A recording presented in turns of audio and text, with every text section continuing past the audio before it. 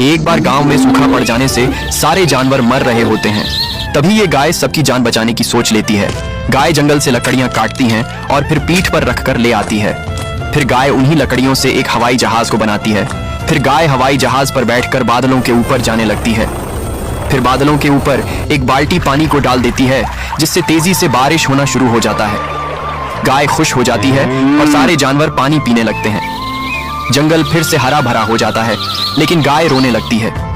फिर like subscribe नहीं किया?